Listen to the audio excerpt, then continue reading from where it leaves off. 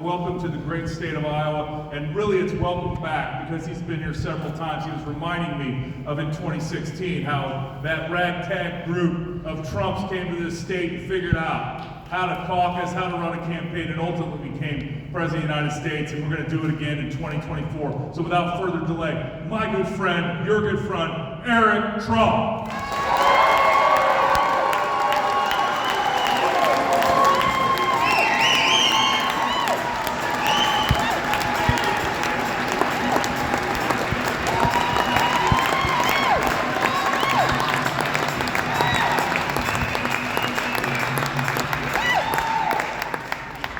Iowa, we love you guys so much, and we love Matt. And tell me Matt wasn't one of the good guys in Washington, D.C., and by the way, there weren't all that many in that swamp city that we all know so well.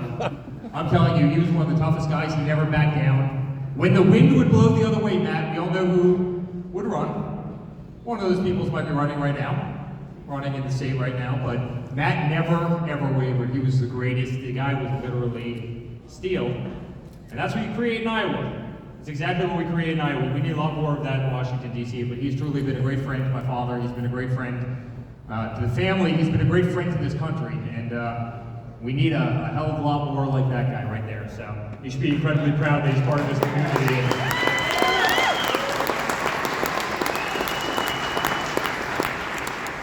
So Haley made an interesting little blunder today. Did anybody see this?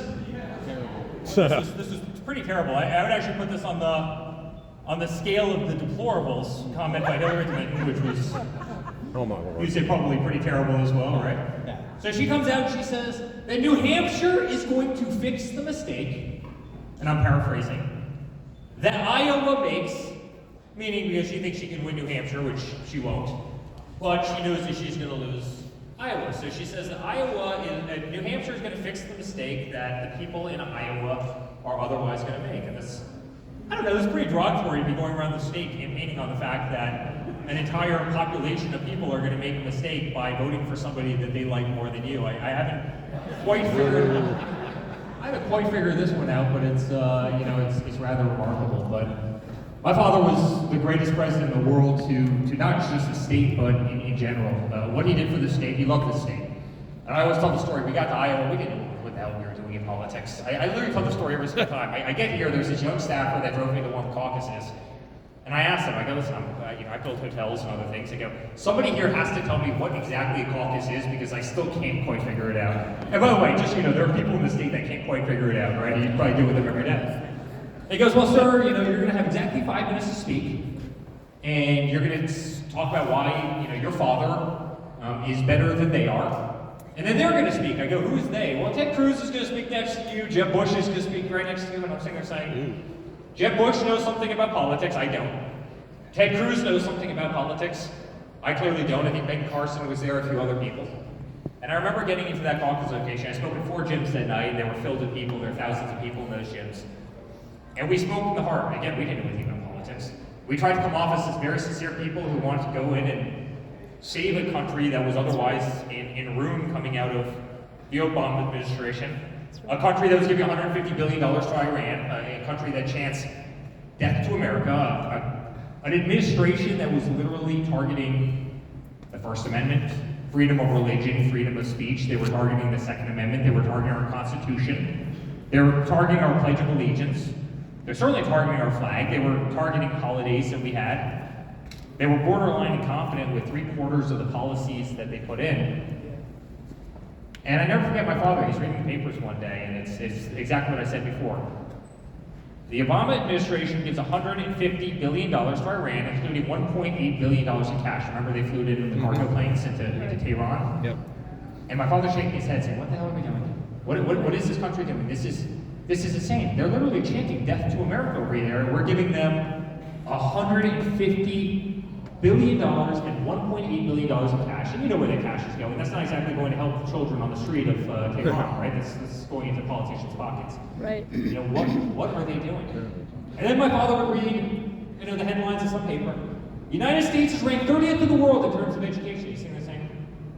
No, this isn't the United States of America. We should be number 1 in everything we do because we're the United States of America. Everything we do, number 1.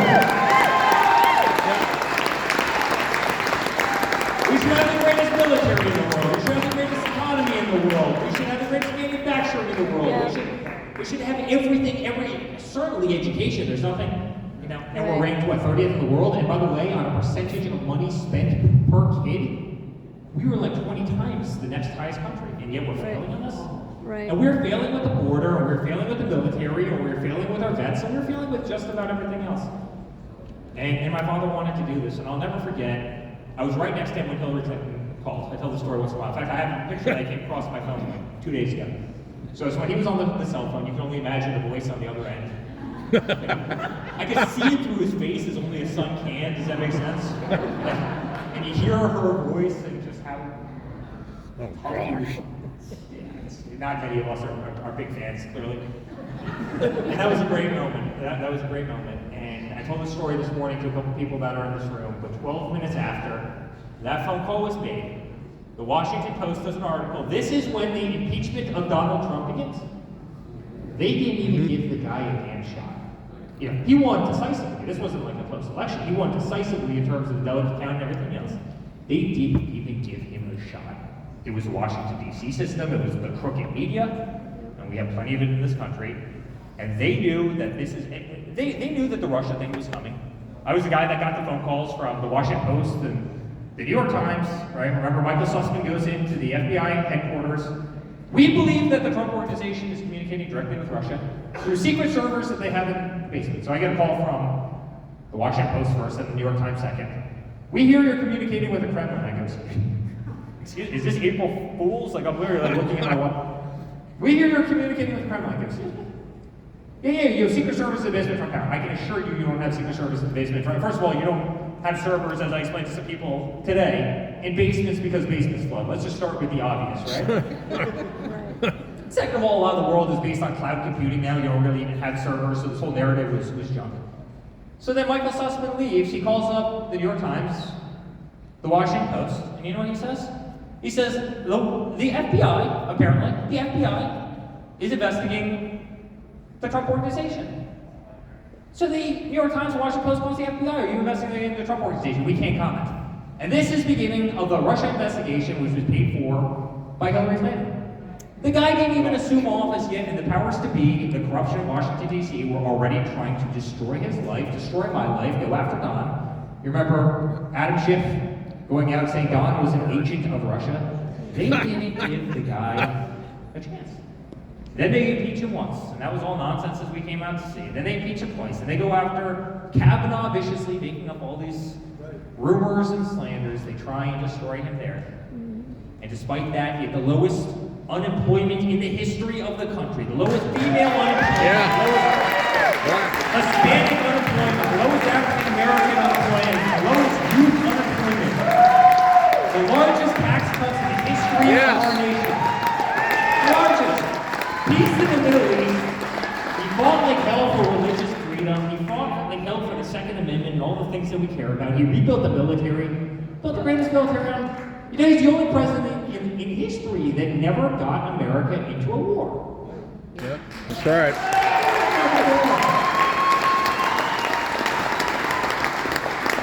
You never Hillary would go around the place and shoot.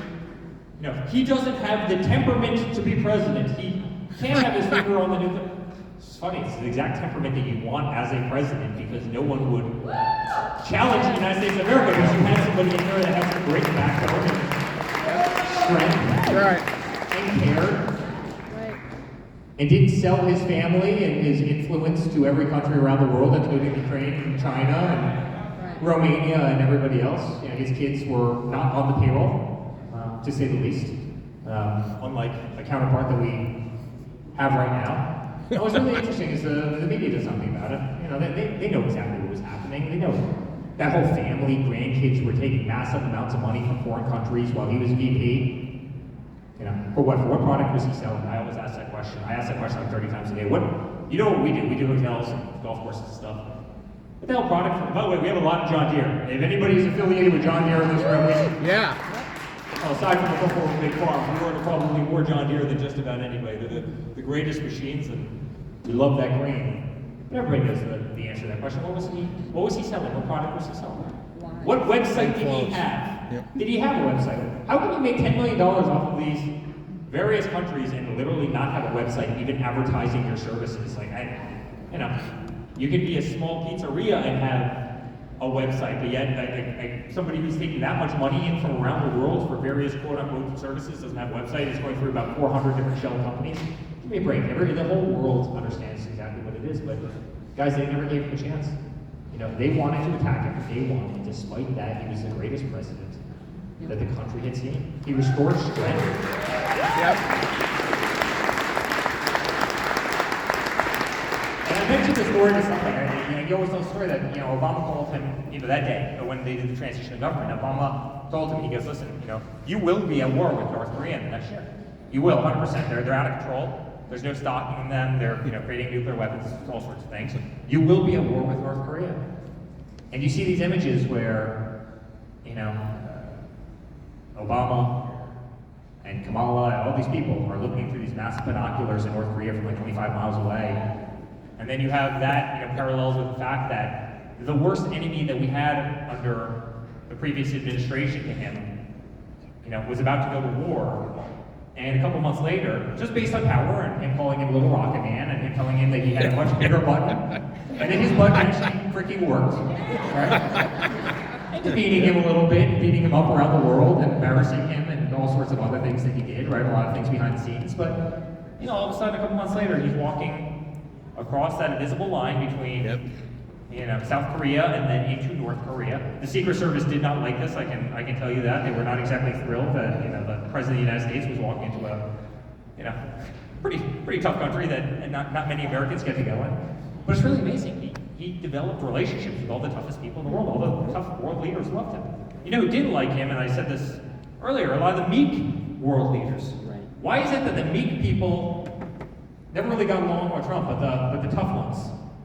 He did great with Turkey, Erdogan. He did great with everyone. He did great with Japan. He did actually great, surprisingly, with China, even though there was no president in the history of this country that was tougher on China than him. He actually did decently well with him because honestly, he drew a line and he wasn't going to get pushed around and he wasn't going to be coerced and he couldn't be bought. And they knew he was no games. And when Iran started having nuclear scientists that were, nuclear scientists, but also people who were creating all the IEDs and things in Iraq, guess what? They took him out with a Reaper drone. And every single world leader paid a lot of attention to that, saying, America's willing to act. They're building the greatest army. They've rebuilt their forces. They're ordering the greatest planes on planet Earth. And it was peace through strength. He did a remarkable job. And you compare that to the current administration right now, and I'm not sure, and honestly, I'd give somebody credit if credit was due. I'm not sure if I can come up with a single quantitative metric right now today that's working. What's working? The fact that oil prices went through the absolute roof. My father had the lowest oil prices in the history of the nation. You remember? Yeah. You remember he built up the petroleum reserves for like peanuts? Yeah. But Oh, yeah. He was buying oil for like $1.28. It was unbelievable. So he picked it within like a day or two of the lowest, locked into a massive, filled up the whole energy reserves, which Biden ends up using to try and win him re-election. You probably remember that. He drained the entire petroleum reserves, which, by the way, are meant for national defense and not meant for, trying to win yourself an election when you're grossly unpopular because you drive gas prices. So Biden comes in the first day. What does he do? He cancels the Keystone XL pipeline. Gas prices go through the roof. Then next day he comes out and says there's going to be a war on all fracking, all drilling, all this, all that, all ethanol, everything. Instant war on all forms of energy. Guess what? Gas prices go through the roof. So what follows gas prices? Inflation. Right? And what else happens? Russia becomes rich. Our enemies become rich. Iran becomes rich. Russia becomes rich. It's awfully easy to fight a war against Ukraine when you're selling energy for $120 a barrel. It's awfully tough to fight a war when your greatest commodity as a country is at $25, $30 a barrel. It bankrupts them. It bankrupts our enemies. And beyond that, we were energy independent under Donald Trump, so we were sending oil and gas from the United States over to Europe. So we were making money. America was profiting off of it. Russia was making absolutely nothing. They couldn't fight wars. They couldn't enrich themselves. Same thing with Iran. And instead, what happens? Energy prices go through the roof. Every time we go fill up at the pump, we get absolutely hammered. It's 3 times as expensive. But then the administration goes out and they spend $250 billion fighting a war on the other side of the globe that shouldn't have happened. Guess whose money that is? That's your money. Yeah. Yeah, that's right. That's right. That's your taxpayer money. So not only are you paying more, not to make anybody depressed in this room, but not only are you paying more at the pump, but you're spending $250 billion of our money that could go into having the greatest schools in the world, that could have the greatest manufacturing in the world, that could take care of vets in this country, that could be used for awesome programs that could benefit so many people. And guess what? We're paying for that. And you know how much Germany's contributed? None. Less than 10%. And they're not even contributing to NATO and other things. I mean, it's a joke. So guess what? We have skyrocketing inflation.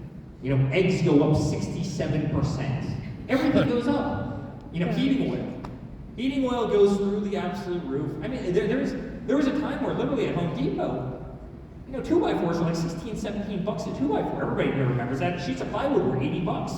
Yeah. It was insane. Our entire supply chain was absolutely shot and went to garbage. And you know where Pete Buttigieg was, our great Secretary of Transportation? When nothing was on the shelves and a piece of plywood cost 80 bucks, Pete Buttigieg went on paternity leave, because why would you leave all the shelves in the country empty and go on a hiatus? And when Kamala Harris became border czar, you know where she went? She went to Vietnam, because if you become border czar and you have a massive immigration problem and they're overrunning our southern border, tens of millions of people a year, why not go to Vietnam if you're border czar? I mean, think about that. And then you have the disastrous withdrawal from Afghanistan. Where's Joe Biden? He's in Delaware, because, you know, after a 20-year war, spending trillions of dollars over there and losing thousands of people and having thousands of people injured, probably people in this room right now. Why wouldn't you be in Delaware as literally the Taliban is chasing us out of one of the greatest military installations which we paid for anywhere on earth? It's a clown show. It's a clown show. And, you know, he needs this job with a hole in the head. I say that every single day. I say that on repeat. The last thing that I can tell you Donald Trump needs is the presidency and this headache and this job. If he was to announce that he wasn't running, they would leave him alone overnight, right? Because all they're trying to do is keep him off the ticket. You saw that in Maine this week. You saw that in Colorado, as absurd as that is. He'd live a much better life, but the country is truly going down the tubes based on incompetency. I mean, and you have to wonder if it was, I mean, I truly do believe it's intentional. But, you know, it's too severe to be incompetence. It's too severe to be incompetence at this point. And then you look at every single system that's been weaponized in this country. Education's been weaponized. Higher education, you're seeing what's happening at Harvard right now. I mean, think about it. You have the president of Harvard that can't say that the genocide of Jewish people is not allowed on the Harvard campus. I mean, tell me that's not like the easiest question that any person in history has ever been asked. And, you know, and their response is it's based on context. Oh, we have our minds. It's not, there's no context to that. Like, it's just wrong. It's wrong. And you see what they did in Loudoun County and the incredible moms in Loudoun County. Thank God for moms, by the way. Thank God for moms. I truly mean that. I've got the greatest wife in the world who, thank God she does the job that she does with our kids. But you saw these moms stand up and fight like hell and change around that whole system. They were indoctrinating children.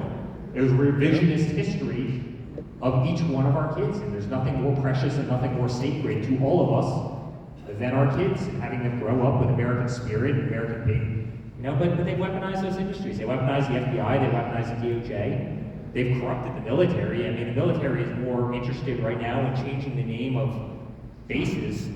Was anybody here stationed at Bragg? Thank you.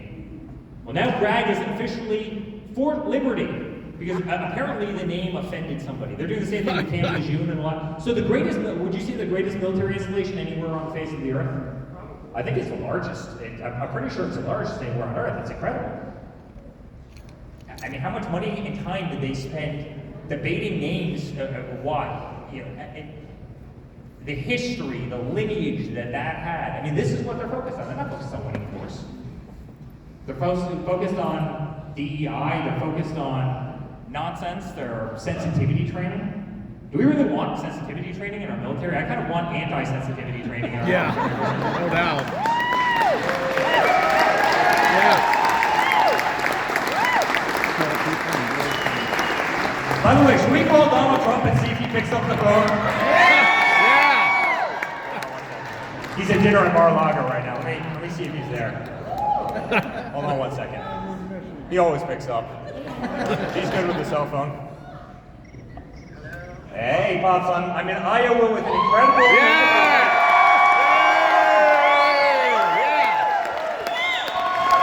There's tremendous support in the state. There's a tremendous amount of media here. We're going to win the state in a very, very big way. I'm telling everybody that they've got to go out and caucus because we're going to put DeSantis to bed. I think he already might be in bed, and Haley's not doing too well either, especially after that. I'm not sure if you saw her comment today. It wasn't exactly artful, but I think she upset most of Iowa. But say hi to the entire crowd.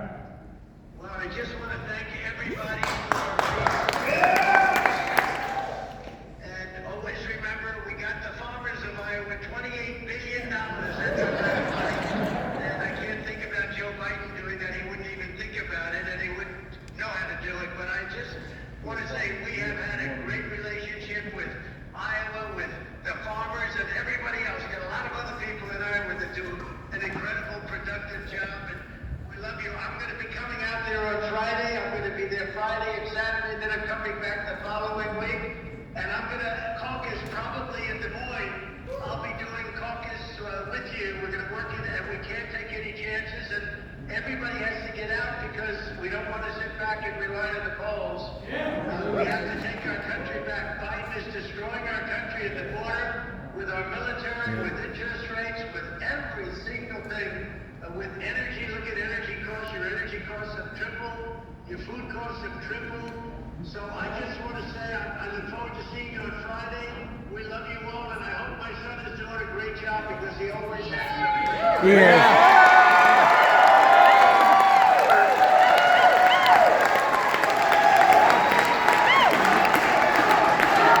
Trump.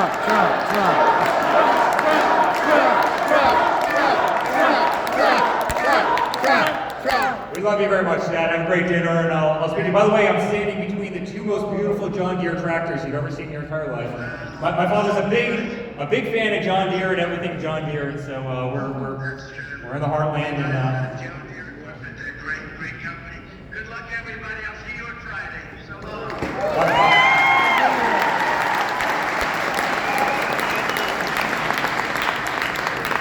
You know, he's the guy that I call him, and I'll never forget this. And you know, maybe Giuliani was in his office in New York, and you know, this was obviously when he was in private industry, and long before politics, and long before The Apprentice and everything else as a little kid.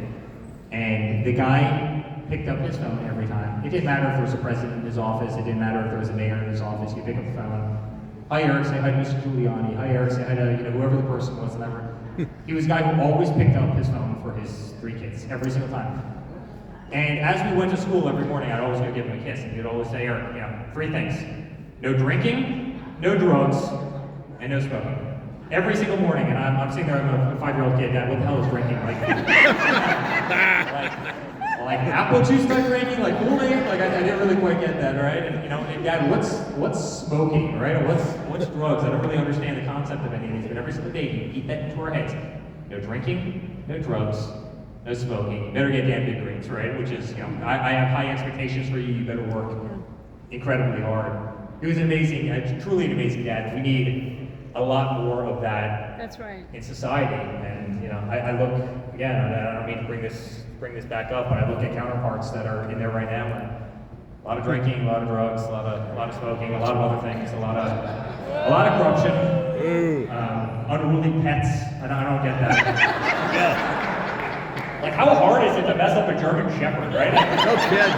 They're like the greatest dogs ever, yet half my ex-Secret Service guys have gotten bitten by that dog like 12 times. It's unbelievable. That dog bites everything. So, you screw up your one side, you screw up your pets. I mean, it just doesn't. Everybody's corrupt. Everybody's not. The guy was truly remarkable. Certainly the 5 of us were always on the straight and narrow. At 11, guess what? You're going to be out on construction sites, or you're going to be cutting rebar with acetylene torches, you're going to be doing plumbing and electrical, or you're going to be running tractors and backhoes and chainsaws and digging holes, and you're going to make minimum wage and sometimes below that, and you're going to learn the value of a dollar. And you know, if you're good at this stuff, you can maybe come into the company at the very base level, and if you're not, go find something else to do, and you will work hard. You will be the first person up and the last person to go to bed. And I just wish you could instill the values. He's a remarkable man, but you know, I told you before that he was going to pick up, right? He always picks up.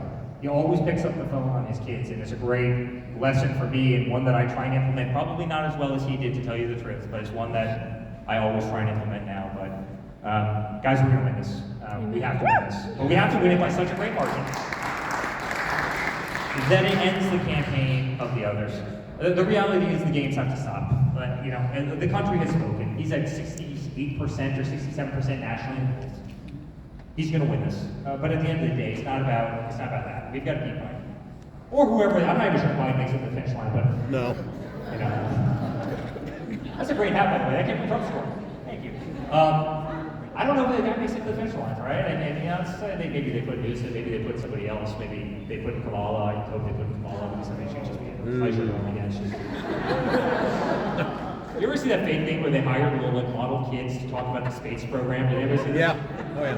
Honestly, like that's your infomercial for Kamala Harris, and like they literally hire these little kids. She's like, it's beautiful. Space is so large, and it's great. We're gonna get there. And I mean, the whole thing was like a total act. It was a total sham. It was written out by her by some political consultant. I mean, this is literally what we have in the White House right now, and you know, this country's got real problems, and there's a lot of great adversaries around the world that do not have our best interests at heart, and I say that in the kindest way possible. There are a lot of people who would love this country not to exist. There are people who want to take the US dollar and they want to extinguish the English language, and they want to have control over the entire world's economy, and they want to own every aspect of it. Those countries are pumping out, you know, fighter jets every single day. They're pumping out new warships every single day. They're taking territory in other places. They've got their eyes on places like Taiwan. You've got a lot of really big problems. Israel is surrounded by a bunch of countries that not only hate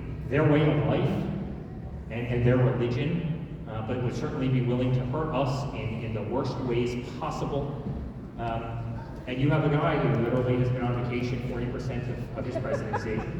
Yep. Is the last one in the office, is the first one to leave, accomplishes nothing, can't walk off a stage, can't get up to the Air Force One, can't get through, and certainly couldn't do what the hell I'm doing right now, which is, does anybody see any notes here? I can promise you. Yeah.